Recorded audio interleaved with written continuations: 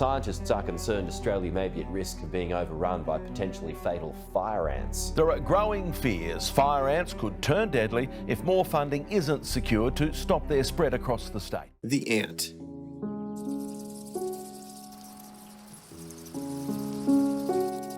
This is the story of Solenopsis invicta. For 80 years, it has been on a ceaseless march across the United States. A biologist running routine fire ant surveys near Kerrville noticed something that made no sense.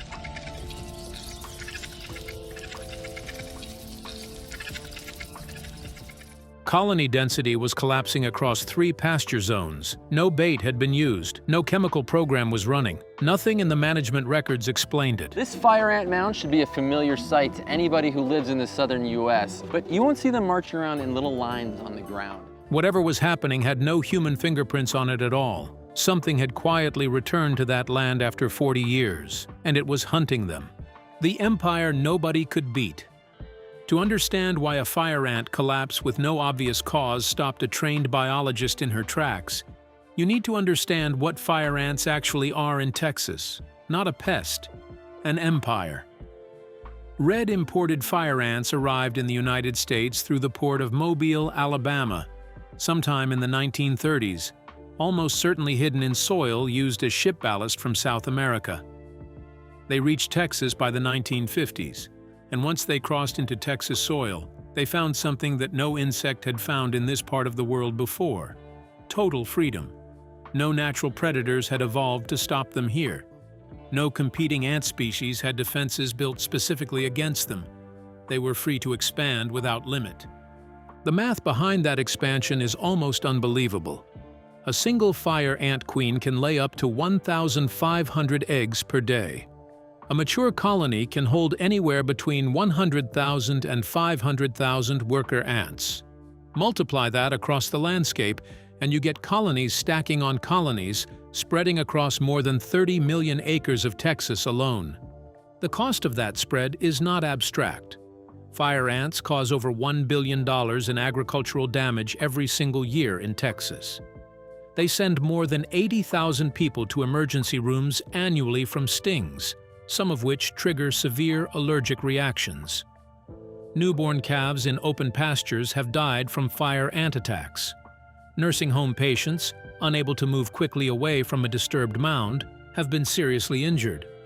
For 40 years, the response was chemical. Bait stations, granular treatments, broadcast pesticide programs covering entire counties. Every single one of them worked the same depressing way. They knocked colony numbers down for a season, sometimes 2. Then the ants came back. Recolonization happened within 1 to 3 seasons every time, because chemical programs kill what is visible while leaving the underlying biological advantage of the species completely untouched.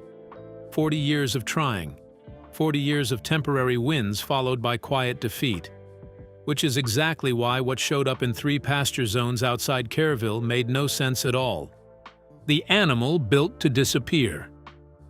Long before fire ants became Texas's most expensive pest, the state had its own ant specialist already living on the land. Most Texans of a certain age remember it the same way, catching them by the handful as kids. The small flat lizard with the spiky crown and the patient stillness, the Texas horned lizard. It became the official state reptile of Texas in 1993. A recognition that reflected just how deeply this animal was woven into the cultural memory of the state. We're looking at reintroducing Texas horned lizards onto areas where they once existed, but now they're gone. Generations of Texas children grew up scooping these lizards off dirt roads and ranch land, watching them puff up defensively, then letting them go. Its most famous trick is the blood. When threatened by certain predators, the Texas horned lizard can build up pressure behind its eyes and fire a thin stream of blood up to 4 feet away. The blood carries a foul taste specifically calibrated to repel canine predators like coyotes and foxes. It is one of the strangest defense mechanisms in the entire animal kingdom, and it does not typically trigger for a curious human picking the lizard up, which is part of why so many people have fond childhood memories of handling them safely. But the blood-squirting trick is not the real story of this animal. The real story is its diet. and it is far stranger and far more specific than most people realize. The Texas horned lizard eats almost exclusively harvester ants. A single adult lizard consumes between 60 and 100 harvester ants per day. Over millions of years, this lizard evolved a specific biological toolkit just for processing this one prey species. It developed resistance to harvester ant venom, allowing it to eat ants that would otherwise sting and harm a predator without that resistance. Its mouth produces a thick, specialized mucus that coats the ants as they are swallowed, neutralizing remaining venom and protecting the lizard's digestive tract. And it strikes with precision, targeting the thorax of the ant rather than the head or abdomen, specifically avoiding the stinger. This is not a generalist predator that happens to enjoy ants. This is an animal built piece by piece around one single food source. It has no backup plan. It never needed one. The slow disappearing. When fire ants arrived in Texas in large numbers, they did not simply compete with native harvester ants for resources the way two similar species might share a habitat in uneasy balance. They eliminated them outright. Fire ants are aggressive, fast-breeding, and territorial in a way that native harvester ants are not equipped to resist. Where fire ant colonies establish themselves, harvester ant colonies collapse or disappear entirely. This is not a slow ecological negotiation. It is closer to a hostile takeover, repeated across millions of acres. The Texas horned lizard had no way to adapt to this. Its biology, perfected over millions of years for a single specialized diet, gave it no flexibility to simply switch to a new food source. It could not eat fire ants in any meaningful quantity, lacking the specific resistance and handling adaptations that took its ancestors countless generations to develop for harvester ants specifically. As harvester ant colonies vanished from a region, so did the lizard's only reliable food supply. The damage was made worse by human error layered on top of the fire ant invasion itself. Misapplied pesticide programs across ranch land and suburban lots often killed native harvester ant colonies right alongside the fire ants they were targeting. In some documented cases, landowners who could not easily tell the two ant species apart at a glance ended up poisoning harvester ant mounds by mistake, believing they were dealing with fire ants. The very tools meant to fight the invasive species were sometimes finishing off the native one too. What followed was not a single dramatic collapse that anyone could point to and say, "This is the year it happened." It was slower and quieter than that. Fewer lizards showed up each decade. Fewer kids caught them on dirt roads. Fewer ranch families saw them sunning on fence posts. By the time anyone looked up and said something is wrong here, an entire generation of Texas children had grown up never having seen one at all. In 1977, the Texas horned lizard was officially listed as a threatened species, giving it legal protection from collection and harm. But legal protection cannot put food back on a landscape. You can ban people from picking up a lizard, but you cannot legislate harvester ants back into existence. The protection addressed the symptom. It did nothing for the actual cause. The question that remained quietly for decades was whether anything could ever bring the harvester ants and the lizard that depended entirely on them back. 2,000 lizards. In 2011, the Fort Worth Zoo launched something that had never been successfully done before, a captive breeding program specifically built to restore the Texas horned lizard to the wild. The early attempts did not go well. The first releases involved adult lizards raised in captivity and then placed directly into the wild. Most of them did not survive long. Adult lizards raised without natural exposure to predators lacked the instinctive caution that wild-born lizards develop early in life, and predation rates on these releases were devastating. The program adjusted. Instead of releasing adults, the team shifted to releasing hatchlings, very young lizards released into protected habitat shortly after birth, giving them the chance to develop normal wild behavior and predator awareness from the earliest stage of life. This change in approach made a measurable difference in survival rates. Researchers at Texas Christian University added another layer of precision to the effort. Genetic analysis identified 3 distinct populations of Texas horned lizards across different regions of the state, each adapted to slightly different local conditions.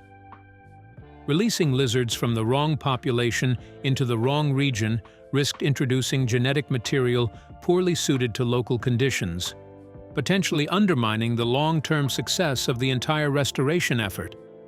The genetics work allowed the program to match the right population to the right release site with much greater confidence. The milestones that followed showed the program was finally working.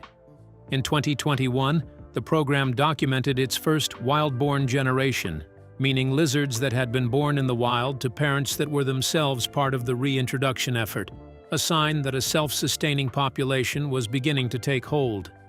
In 2024, the program released a record 617 lizards in a single year. By 2025, the Fort Worth Zoo had hatched its 2,000th Texas horned lizard since the program began. A critical part of the strategy at release sites involved targeted small-scale fire ant suppression, carefully designed to knock back fire ant populations in a specific area without harming the native harvester ants the lizards depend on. This was a precision approach, the opposite of the broad chemical spraying that had failed for 40 years, focused specifically on giving harvester ants room to recover in carefully chosen pockets of land. The flies from South America. While the Fort Worth Zoo was working on the lizard side of the problem, a separate and very different effort was happening through government research programs, with scientists focusing directly on the fire ants themselves. Instead of restoring a native predator, researchers were searching for a way to introduce a natural enemy from the fire ants' original homeland. The weapon they turned to was a tiny parasitic fly from South America known as the phorid fly. These flies have one of the strangest and most specialized methods of attacking fire ants. Their entire survival strategy is built around using the ants as hosts. A female phorid fly searches for an active fire ant worker. Once she finds a target, she quickly injects an egg directly into the ant's body. The egg develops inside the ant, and the larva that emerges begins moving through the ant's internal system. Eventually, it reaches the ant's head, where it consumes tissue and interferes with the ant's normal functions. As the infection progresses, the ant's behavior changes dramatically. It begins moving strangely, becoming separated from its colony and losing the coordinated behavior that makes fire ants so successful.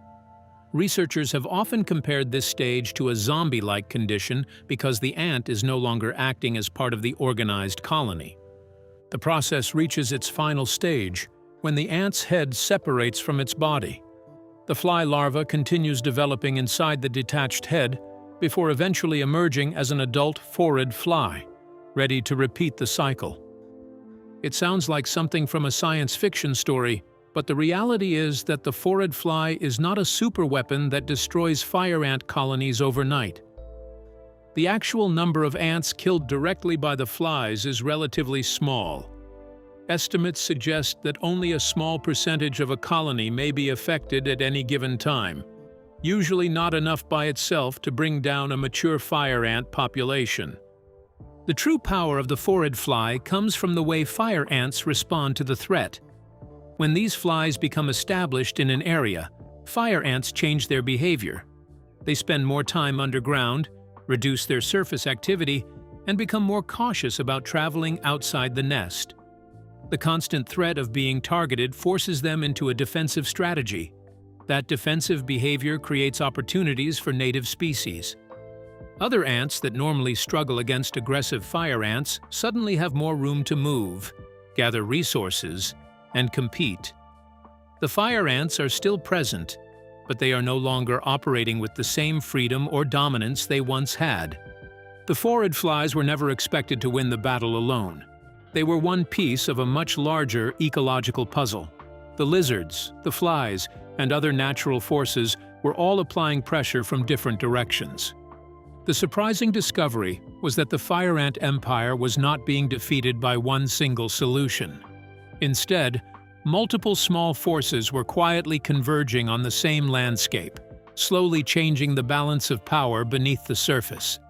Back to the mystery. This brings us back to the biologist outside Kerrville, standing in a pasture with survey data that did not match anything recorded in the official management records for that land. The numbers showed a dramatic change, but there was no obvious reason why. Fire ant colonies, which had been established and aggressive for years, were suddenly declining in specific areas while remaining strong elsewhere. The investigation that followed was careful and methodical. The first step was eliminating the most common explanations. Had unusual rainfall patterns altered the environment enough to naturally weaken fire ant populations? The weather records did not support that possibility. There had been no major climate event or extended conditions that could explain such a localized collapse. The next question was whether nearby landowners had launched large-scale fire ant control efforts. Could bait treatments have spread into these pastures through ant movement, wind, or other environmental factors? Researchers checked neighboring property records and spoke with adjacent landowners, but nothing suggested that human intervention was responsible. They continued searching for a conventional answer.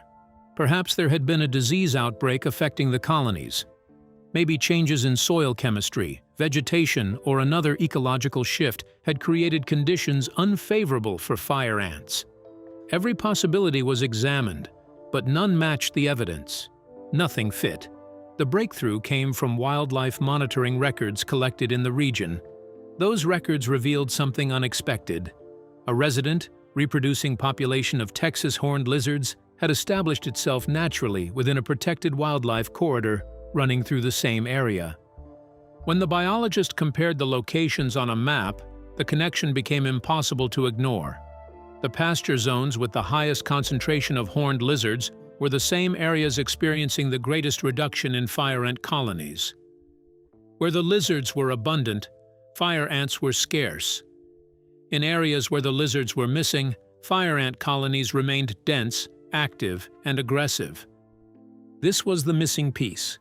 A small, armored-looking lizard species that had nearly disappeared from parts of Texas decades earlier had returned quietly. No special reintroduction program had placed them there, and no one had predicted the effect they would have. Their comeback created a natural shift in the ecosystem. The Texas horned lizard had become a predator in the landscape again, helping push back against one of the most invasive and difficult-to-control species in the region, the fire ant. The mechanism nobody designed. Here is the part that surprised even the researchers who had been studying the situation closely. The Texas horned lizard was not reducing fire ants by eating them directly. In fact, the lizard's biology was never designed for that task. Unlike its relationship with certain native harvester ants, which it can safely consume, fire ants present a completely different challenge. Their venom, aggressive behavior, and colony structure make them a poor food source for the lizard. Directly hunting fire ants in large numbers is simply not something the Texas horned lizard is built to do. The real mechanism behind the change was much more indirect and far more fascinating than a simple predator versus pest story. When Texas horned lizards establish themselves in an area, they often focus their feeding around the entrances of harvester ant trails. They sit patiently near the pathways, using their specialized hunting style to pick off worker ants as they move between the colony and their foraging areas. At first glance, this might seem like a disadvantage for the harvester ants. The lizards are removing members of the colony, after all. But the ecological effect is more complicated. The lizards are not destroying the harvester ant colonies. Instead, they are influencing how those colonies operate. By reducing the number of active workers moving across wide areas, the lizards indirectly affect the way harvester ants maintain and defend their territory. The colonies become less focused on spreading outward and more focused on protecting what they already have.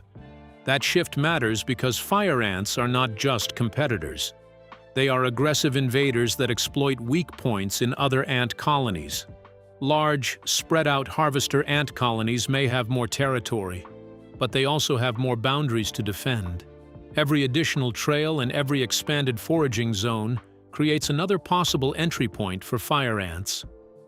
With the pressure changed, harvester ants can become more concentrated. Instead of maintaining a wide and vulnerable network, they pull resources back towards smaller, denser colonies. These compact colonies are easier to defend because more workers can be focused around the central nest. A tight, heavily protected harvester ant colony becomes a much more difficult target for invading fire ants. When viewed across the entire landscape, the result is a major shift in the competition between two ant species. Harvester ants and fire ants are no longer fighting on equal terms. A third species, the Texas horned lizard, has changed the balance simply by returning and living its normal life. For decades, humans tried to control fire ants with chemicals, treatments, and repeated management programs. Those efforts often produced temporary results, but rarely changed the deeper ecological struggle. The horned lizard did not arrive as a planned solution or a biological control experiment. It was simply following its natural instincts. A small, ancient-looking reptile quietly restored a missing piece of the ecosystem, and by doing what it had always done, it helped reshape the battlefield beneath our feet. The race that is still running. On the ground, the change is visible in a way that means something to the people who do this work for a living. The biologist who first noticed the fire ant collapse outside Kerrville has since described counting 7 Texas horned lizards in a single sitting in one of the protected corridor zones, in a place where the count had been 0 for years before the reintroduction program began taking hold. But the scale problem is real, and it has not gone away. The protected corridors where this recovery is happening cover, at most, a few hundred acres. Fire ants have invaded more than 30 million acres of Texas. The math, stated plainly, does not yet favor the lizard. A few hundred acres of recovery against 30 million acres of invasion is not close to balanced, and nobody studying this seriously claims otherwise. Other forces are still moving across the landscape in parallel. The phorid flies introduced as a biological control measure are spreading on their own at a rate of roughly 10 to 15 miles per year, slowly expanding their range and adding pressure to fire ant colonies across a widening area.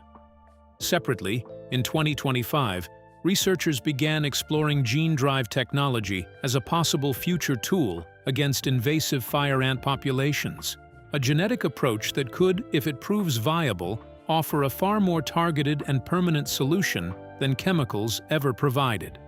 None of this is resolved. None of it is finished. What is happening in Texas right now is not a victory lap.